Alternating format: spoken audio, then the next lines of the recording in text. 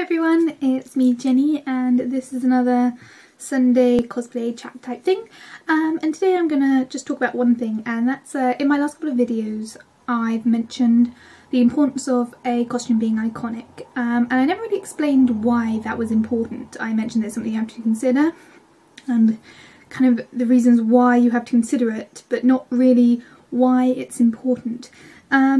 And this kind of comes down to if you're going to a convention or you're going to a party or going to a LARP or just going somewhere in a costume that you've worked on, you need to consider whether or not you want to have an experience where you are recognised for your skills or recognised for the character. If you can be recognised for both, that's amazing, but you have to really consider the audience that you're going from and what sort of experience you want to have. For example, with me, when I go to a convention with my nerdy friends, I go with characters, if I can, that they know. So they can be like, oh my god, you're dressed as that person, and they can recognise it and they can get that level of connection. Because for me, most of the joy of making a cosplay, putting all that effort in, is the effort for me is my own business.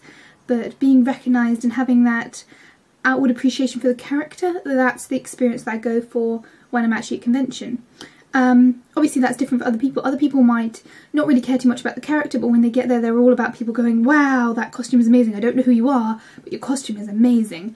And it's something that you really, for me, you have to consider. It doesn't matter whether or not you're going for the effort of the costume or for the character on a personal level, but I think you personally need to understand where you're going from, because that will kind of dictate how much effort you spend on making the costume really realistic, really close to the original, make it really iconic, choosing which costume you go with, and how detailed you're willing to go.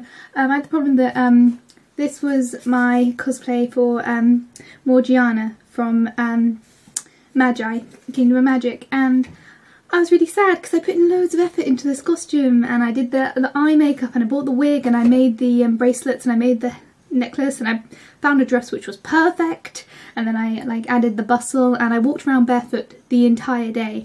I walked through Leicester in the middle of September barefoot all day in order to stay in character, because, you know, why not? If you can do it, you can do it.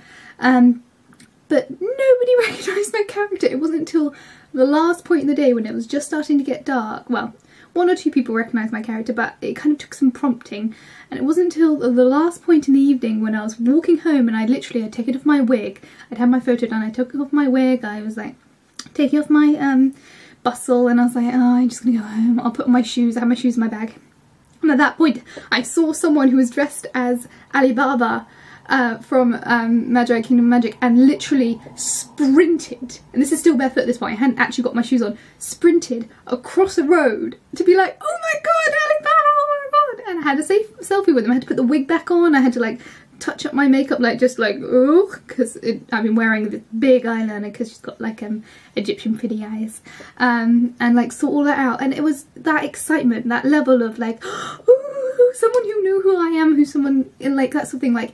That costume I'm pretty proud of.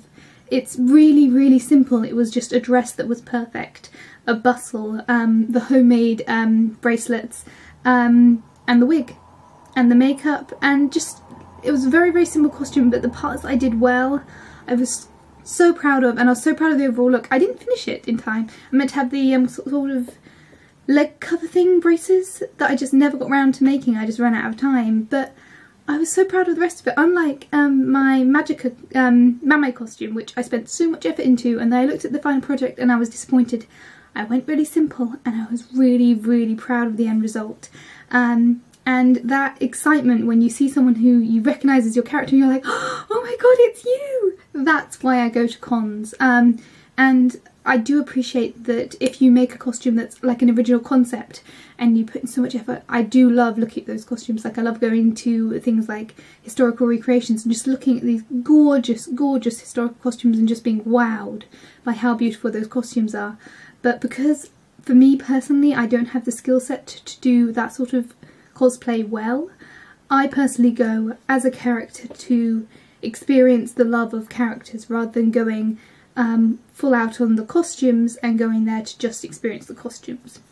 But that's my thought. I just thought I'd explain that because it's one of those things that sometimes when I'm rambling like I do, I don't always get exactly what I'm meaning to say across. So yeah, cosplay, and I'll see you guys all next week. And if you're subscribed to my channel, I'll see you all tomorrow for a Gaming Monday video. Feel free to comment down below, and yeah. Is there anything else I need to say? I don't think so. See you guys all very soon. Bye guys.